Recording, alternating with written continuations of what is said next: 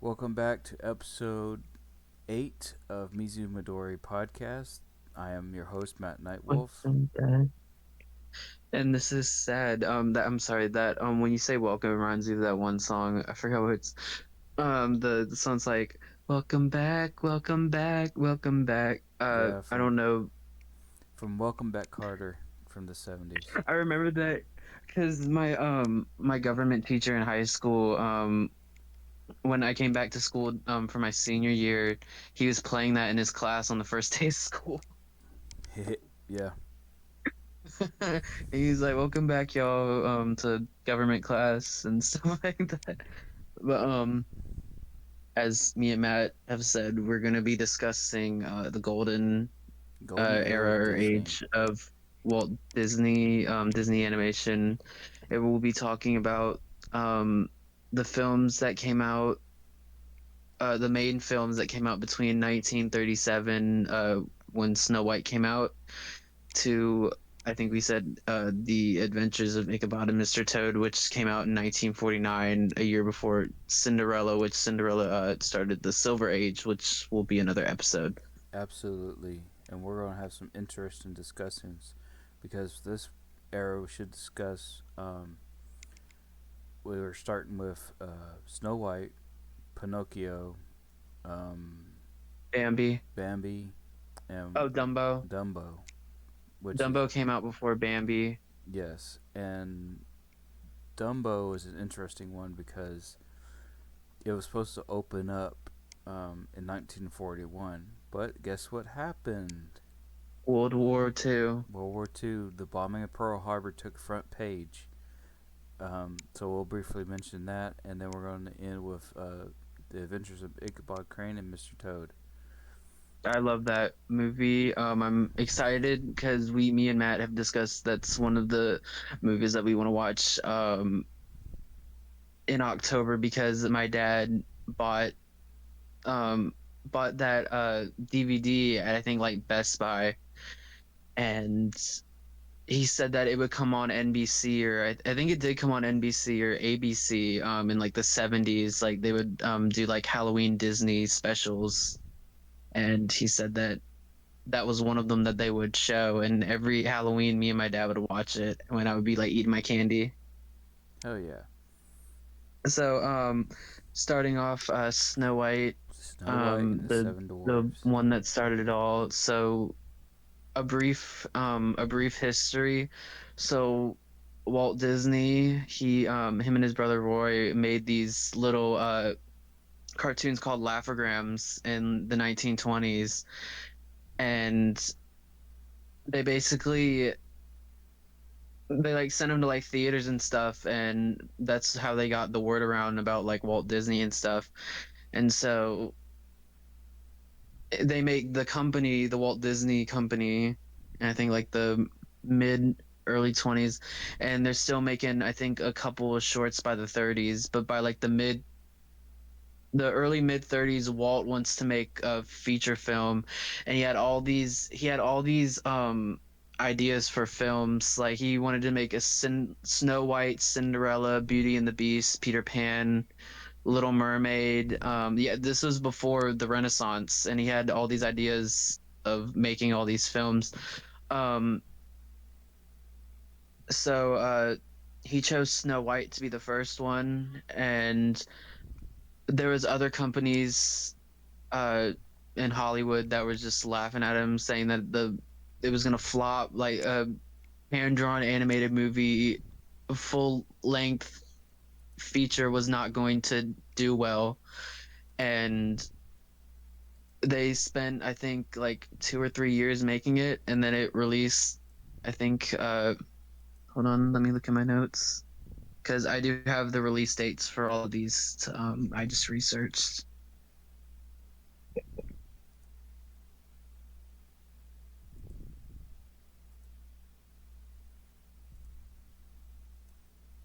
Do do do. It was released December 21st, 1937, at the Hollywood premiere.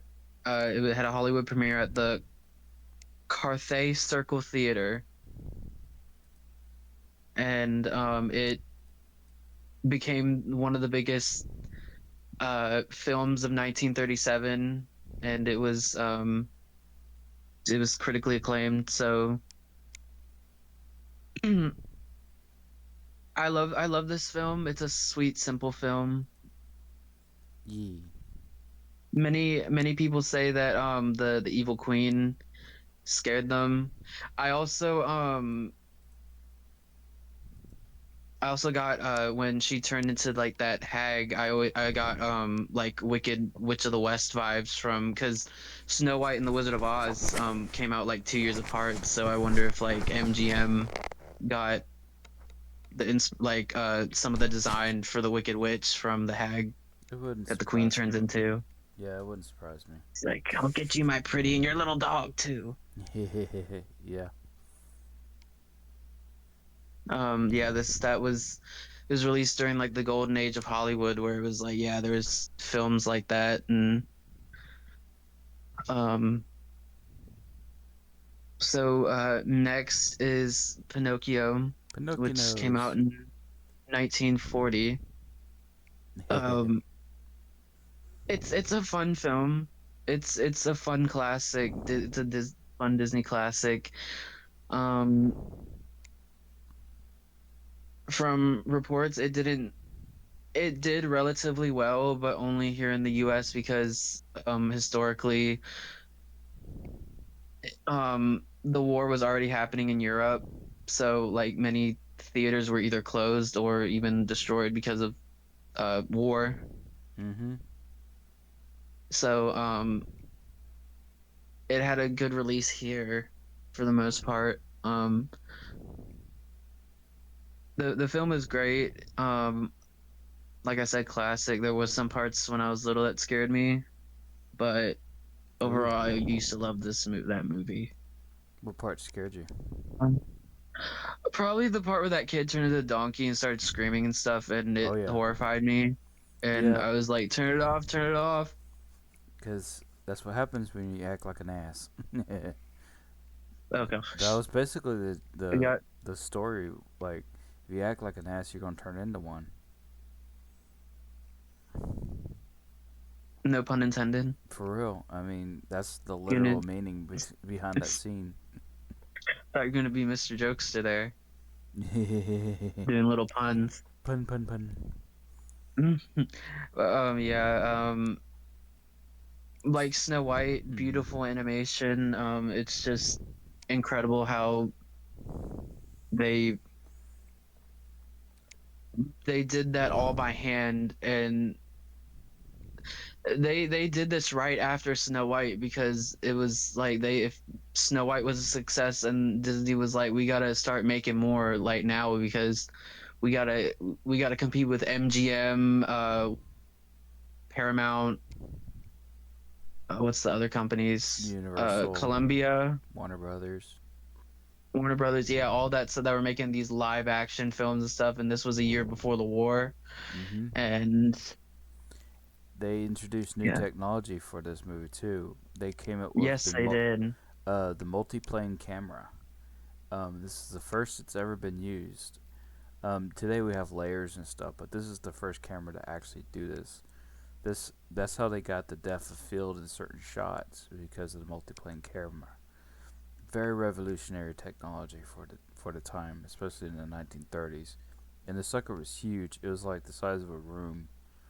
Um, Oh and yeah, I can imagine, mm-hmm. especially in the early 40s. Heck yeah, definitely. And it's like new technology, and it's like I don't know if they used it again, but I'm pretty sure it's the first and one of the few times it was actually used. And they were sure it wasn't going to work, but it worked really well. Yes, it did. It was just all the colors. So all the Disney films, um, until I think like Peter Pan, they all use Technicolor, Yes. and um, I think no, because I think there was some other movies that used Technicolor after Peter Pan. I think I was thinking of something else after Peter Pan, but That's why Yes. the older ones have a different feel. Yeah. Anyway, so what's next after Next Pinocchio's? is Fantasia. Only small I've only seen small segments of it because it's not really a really talked about Disney film. It's a unique film Fantasia. because they animate It it to is. music and it's Um. segmented. Oh yeah, they did like orchestral music. It's like there's more notably Dance of the Sugar Plum Fairies. Um, they Yes. used the actual like animated toadstools for that segment. There's There's one the for iconic. Oh, go ahead. yeah the iconic wizard Mick, Sorcerer's Hat. the Sorcerer's The Apprentice. Is the Apprentice. yeah, with which features Mickey Mouse in his first feature film, um, which is iconic for The one of many. yeah, which is iconic for him because it's all over Disney. You can't go around Disney not thinking about that hat.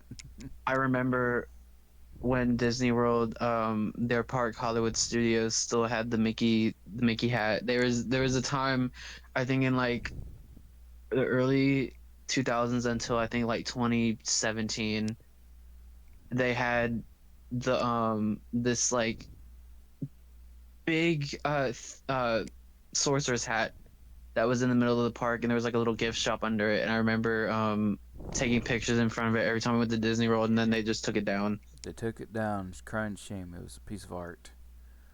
Unfortunately, there is some controversy with this film. Uh, in one of the segments, The there is a racial caricature. centaurs, yes, Yes, that's mostly talked about, and they said in different re-releases throughout the decades, they removed they removed some of the parts, them or I and think there was re-edited. one release where they just removed it entirely. Yeah, I remember there was like it depict a black centaur, which was depicted as like a black stereotype child, Yeah, and yeah, she was essentially acting as a not really a slave but a servant of sorts to the yeah. It quote was unquote just white centaurs. really just It disgusting, was really and gross. disgusting. I'm glad they fixed it for modern releases, but they shouldn't have done it in the first place. They shouldn't have put it in the first place. Yeah, Yeah, it's just like they knew better at the time to do that. Like, there's very no excuse. very controversial. But I like to mention things like that because the world needs to know that these things were Yeah, real. They are in it. You can't change it.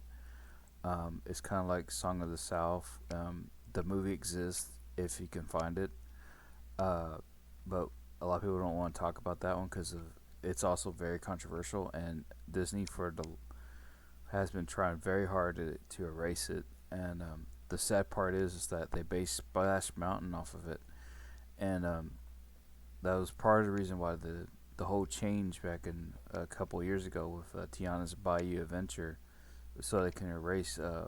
which looks 10 times better than Splash Mountain, by the way. Yeah, because Splash Mountain is kind of dated because it was very south heavy.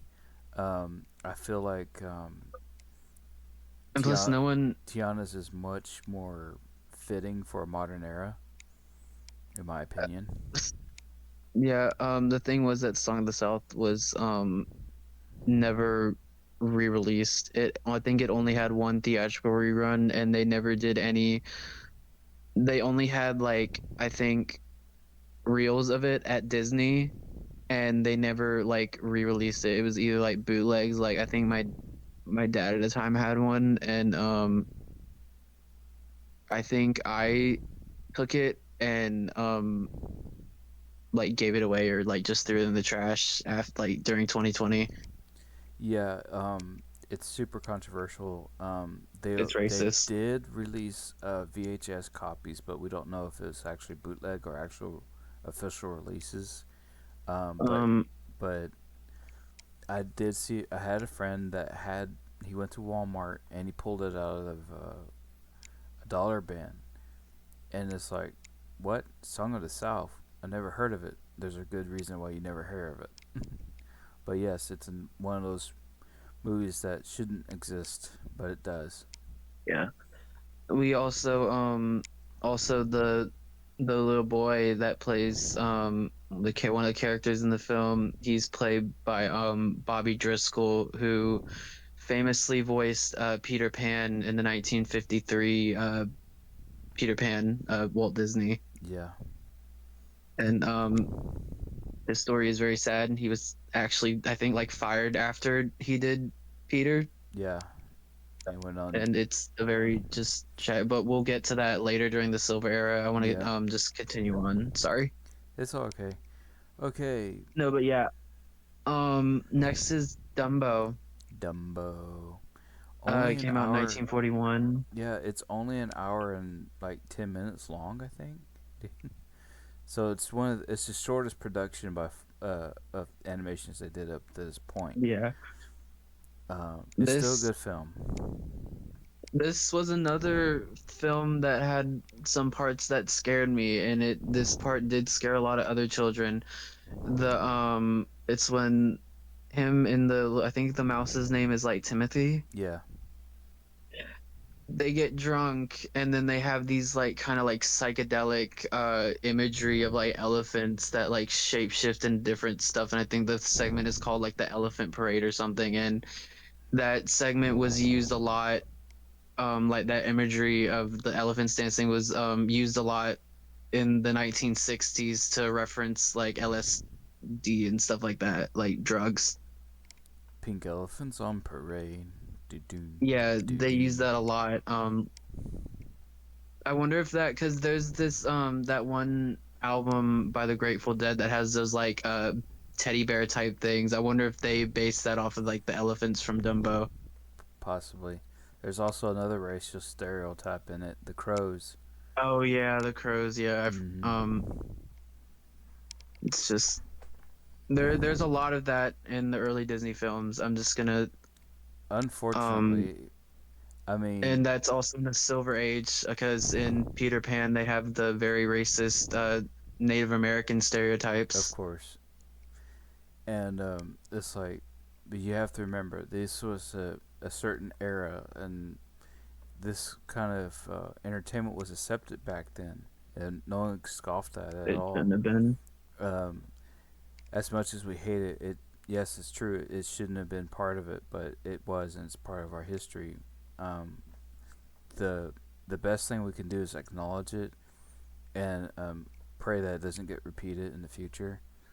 And as things change, we hope the rest of the world will change with it. Um, but yeah, that is a thing because blacks in certain societies were called crows because they were black, you know. So it was a thing. Um, so just we're just acknowledging it. We're not gonna comment or do anything Yeah, else. It's just it's too so terrible much. that stuff happened. Yeah. So, anyways, this movie basically is about an elephant with big ears that Yeah, eventually can fly. But and they basically the circus uses it like many circuses use animals for their own advantage and personal gain. yeah, it's But um it's he learns to fly, and it's basically like briefly. don't let other people tell you that you can't do anything Yeah, because yeah, maybe an elephant can't fly.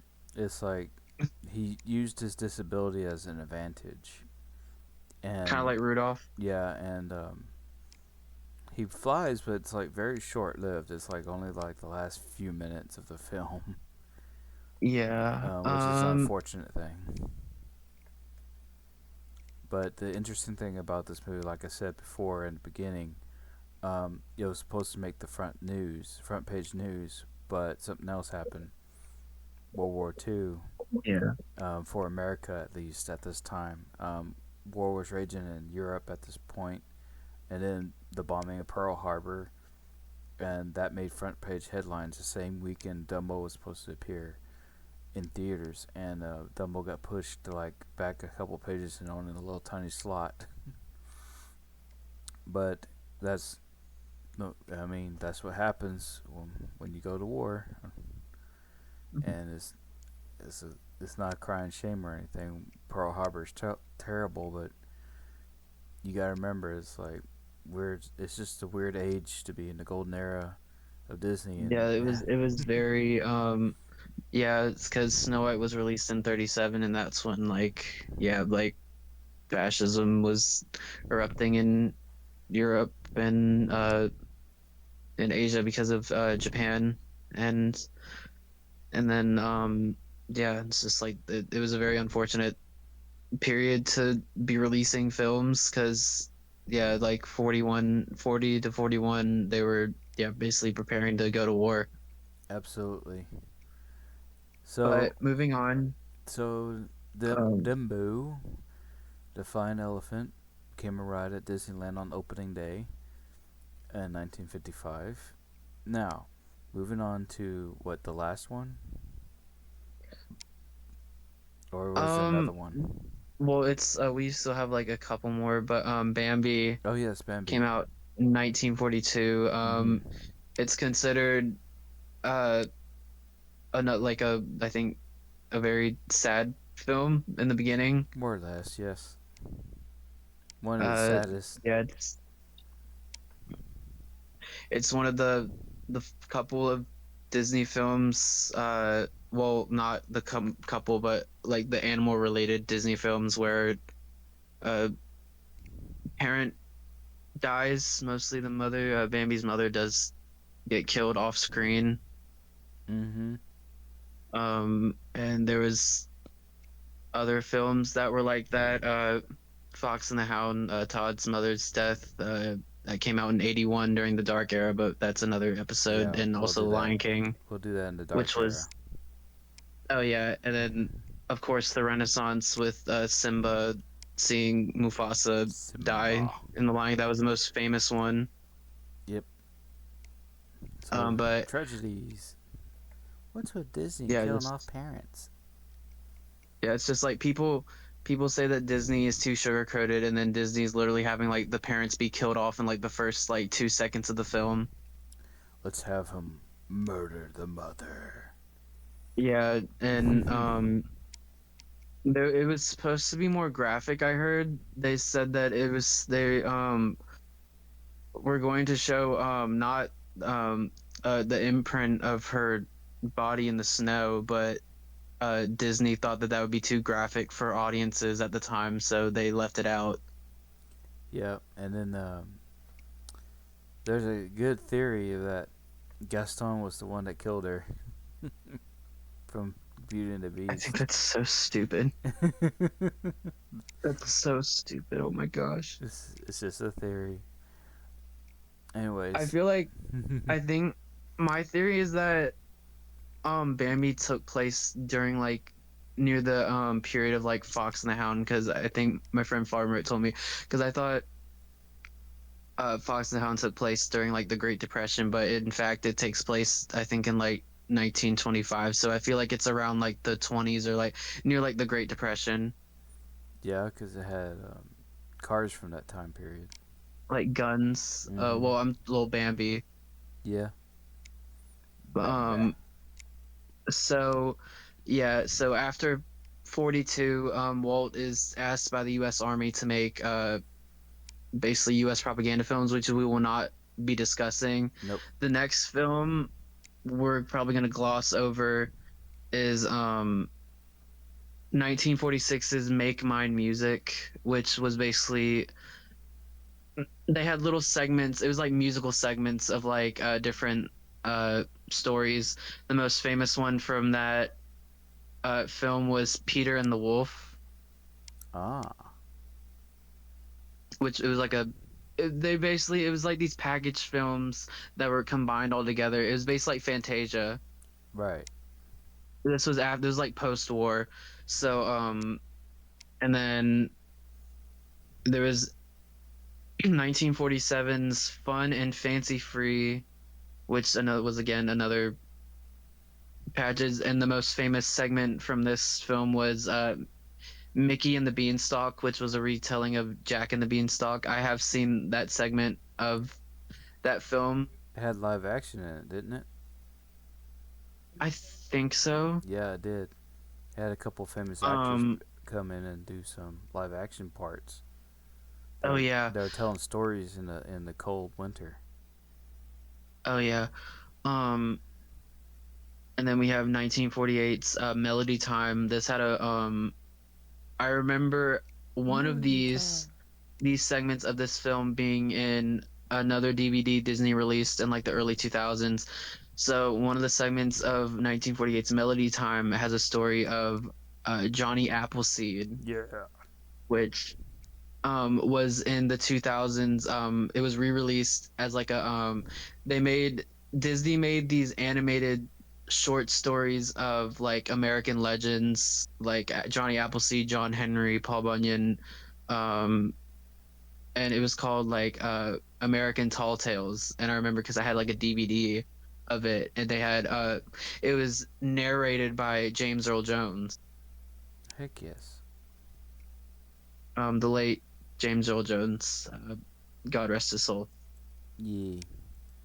Um, so that leads us to the final one that I've been excited about. 1949's The Adventures of Ichabod and Mr. Toad.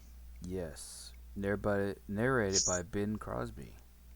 Bing Crosby, Bing yes, he Crosby. was famous. Was famous singer in the 30s and 40s, especially during World War II, and they got him to sing because at this time he was still very popular. Um, Ichabod, Ichabod Crane.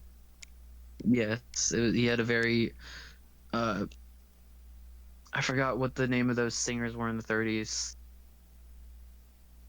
Like he was one of those like singers that had like that Crooners. low voice and huh? Crooners. They were called Yes, crooners. he had that very like crooner voice and yeah, he narrated the second segment I think cuz I think the Mr. Toad part was first in the DVD that I had. Yes. And that was narrated by a different person. That was narrated by some British person but then when it goes to Ichabod's story, Bing Crosby takes over. Yeah, if you really And want to talk about pieces of Disney that scared me when I was a child, the Headless Headless Horseman. Horseman. Oh my gosh, that was terrifying. It's That all was. that animation is awesome for like post-war Disney. Mm-hmm. And then there's like his loud cackle and stuff like that. And then the fact that he's actually trying to kill someone is terrifying. Yeah. Also, this was when Disney's animation was starting to like their art style was trying to change a little bit. If you do Mm-hmm. notice the character designs in the film, especially Katrina von Tassel, she does resemble Cinderella, and there is also people that do say her design also inspired Cinderella and some other characters in uh, the film that brought back Disney in the early 50s, 1950s Cinderella, which we'll be covering in A the future. second part of this Mm-hmm. episode, The Silver Age, which was from 1950 to, I'm going to say 1967, which was when The Jungle Book came out. Yes, and another thing about we were they're also trying to get away from what is it rotoscoping for a lot of the characters. And they're doing Yes. more cartoonish style. Like most notably, Ichabod Crane was like very well animated. Yeah, bobbing his neck up and down. I think there was one time where it His was. his freaking Adam apple that will bounce when he It talks looked or very do. like Looney Tunes a little Mm-hmm. bit. Yeah, very animated, especially Brawn Bones, very animated. I heard that this was another thing. I heard that even it did not only inspire Cinderella. I heard when the Renaissance was happening. I don't. And I think this is a rumor, but they the animators kind of went back and looked at like films from the 40s and 50s, like Cinderella. I think some of them looked at Ichabod Crane and got some of the designs from Gaston from Brawn Bones or whatever That the hell would that guy's name is. Brawn Bones. That makes Yeah, total sense.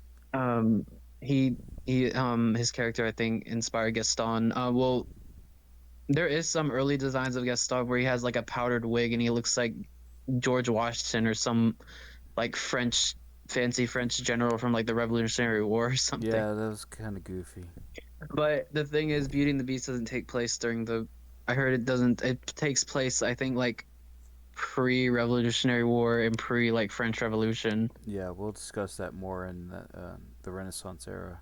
the Renaissance episode. So yeah, um, this is the end of part one of talking about We need to Disney. talk a little bit about Mr. Toad. Oh yeah, Mr. Toad.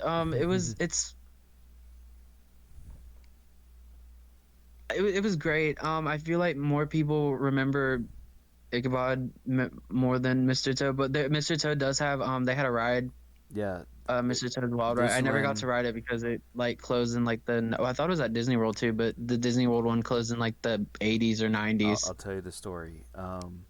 Yes, the Disney World ride is closed and was replaced by, I believe, Peter Pan. And Yes. and there's an. Well, no, Peter Pan was there since like it opened. Are you talking about Disney World or Disneyland? Um, I think it was Disney World. They had Peter Pan since like the Oh, I know, 70s. I know. It was replaced by Winnie the Pooh. That's right. Um, Oh yeah.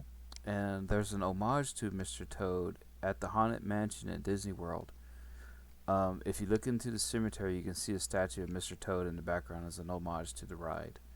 However, in Disneyland, the ride is still there. You can still ride it today.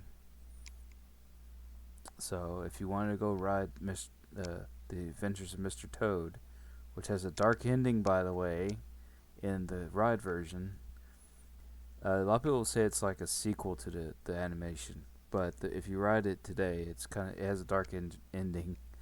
Um, Yeah. but it's still there at Disneyland if you want to ride it today.